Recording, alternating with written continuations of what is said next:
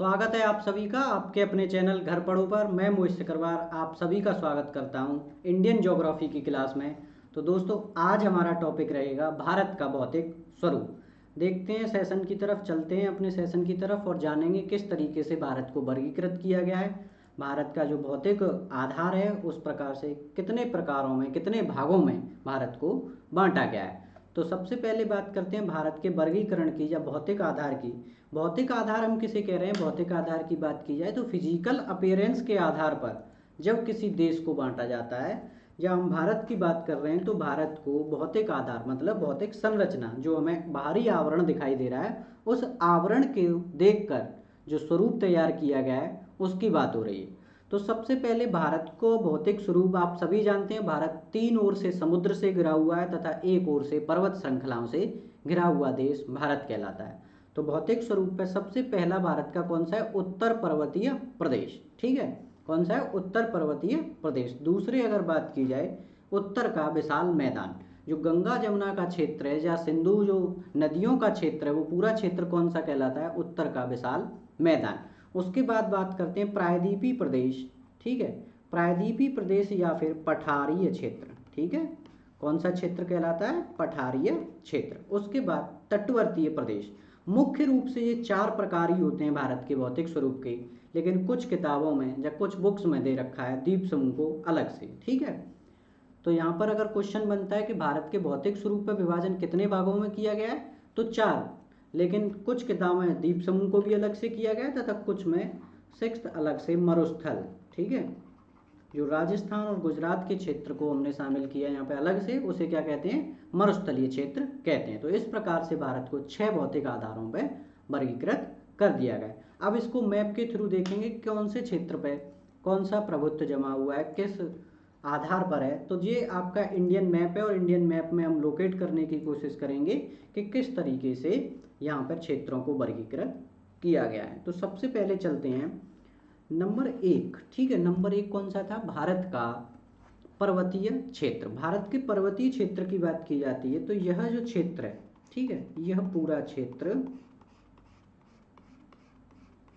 ये पूरा क्षेत्र आपको जो नजर आ रहा है ये कौन सा क्षेत्र कहलाता है? उत्तर पर्वतीय क्षेत्र। उत्तर पर्वतीय क्षेत्र जिसमें उत्तर में हिमालय, ठीक है, ट्रांस हिमालय, बृहत हिमालय, ठीक है, लघु हिमालय, ये सभी हिमालय उपस्थित हैं। ठीक है, ये हिमालय पर्वत, ठीक है, हिमालय पर्वत का क्षेत्र है, ये यहाँ तक कुछ फैला हुआ है। ठीक है, ये पूरा क्षेत्र कौन सा है? हिमालय पर्वत का क्षेत्र है। ठीक है, दूसरी अगर बात की जाए, ये नदियों द्वारा, ठीक है, ये यहाँ से कुछ नदियाँ निकल रही हैं, कुछ नदियाँ यहाँ से निकल रही हैं। ठीक है, तो ये जो दूसरा वाला क्षेत्र है ये पूरा क्षेत्र, ठीक है, ये नंबर 2 क्षेत्र है वो कौन सा है? उत्तरी मैदान। ठीक है, भारत का उत्तरी मैदान क्षेत्र कहलाता है। वहीं तीसरे अगर बात की जाए, यह पूरा क्षेत्र पठारीय क्षेत्र, कौन सा क्षेत्र कहलाता है? पठारीय क्षेत्र कहलाता है। ठीक है, अब आपने देखा है ये हमारा कौन सा क्षेत्र है? ये जो पूरा क्षेत्र है ये तटवर्तीय क्षेत्र है। ठीक है, ये हमारा पश्चिमी घाट मतलब पश्चिमी तट, और ये पूर्वी तट, पूर्वी तट। ठीक है, अब यहाँ पर ऐसा नहीं है कि जो पर्वत श्रृंखलाएं केवल उत्तर में मौजूद हैं। यहाँ पर अगर हम देखते हैं राजस्थान में गुरु शिखर, यहाँ पे माउंट आबू स्थित है। ठीक है, माउंट आबू स्थित है, वहाँ पे गुरु शिखर या फिर अरावली पर्वत श्रृंखला जो सबसे प्राचीन श्रृंखलाओं में से एक है मौजूद है। ठीक है, वहीं गुजरात, अब यहीं पे एक अलग सेक्टर बना दिया गया, ये राजस्थान का थार मरुस्थल और गुजरात का कच्छ क्षेत्र। ठीक है, कच्छ और थार, ये मरुस्थलीय आधार पर वर्गीकृत किया गया क्षेत्र है। वहीं आपको ये नज़र आ रहा है अंडमान निकोबार तथा लक्षद्वीप, इसको भारत के द्वीप समूह के आधार पर वर्गीकृत कर दिया गया है। ठीक है, तो दोस्तों ये आपको समझ में आ रहा होगा किस तरीके से भारत को वर्गीकृत किया गया है। यहाँ पर अगर हम देखते हैं तो नीलगिरी, ठीक है, नीलगिरी पर्वत श्रृंखला पाई जाती है जो पूर्वी और पश्चिमी घाट को क्या करती है? अलग करती है। वहीं अगर बीच में देखा जाए उत्तर और दक्षिण को विंध्याचल पर्वत, ठीक है। तो ऐसा नहीं है कि केवल उत्तर में मौजूद हैं, दक्षिण में भी कुछ पर्वत श्रृंखलाएं हैं, मध्य भाग में भी कुछ पर्वत श्रृंखलाएं। तो भौतिक आधार पर आपने देखा किस तरीके से भारत का वर्गीकरण किया गया है।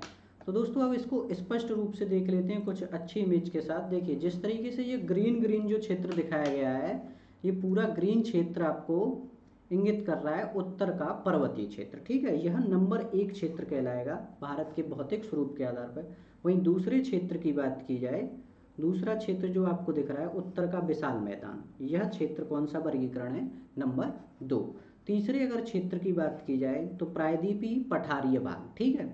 वहीं चौथे अगर बात की जाए तो चौथा क्षेत्र आपका कौन सा है, तटवर्तीय क्षेत्र। कुछ यहाँ पर जो द्वीप समूह है, ठीक है, ये द्वीप समूह के आधार पर वर्गीकृत किया गया है, ये नंबर 5। अगर वहीं पर छठे नंबर की बात की जाए तो यह जो पूरा क्षेत्र है जो पाकिस्तान और गुजरात तक फैला हुआ है, मरुस्थलीय क्षेत्र।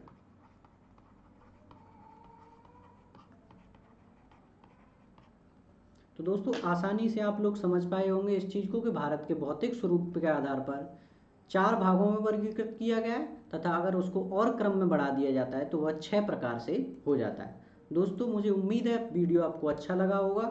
वीडियो अच्छा लगा है तो वीडियो को शेयर कीजिए, लाइक कीजिए तथा चैनल को सब्सक्राइब कीजिए। Thank you so much.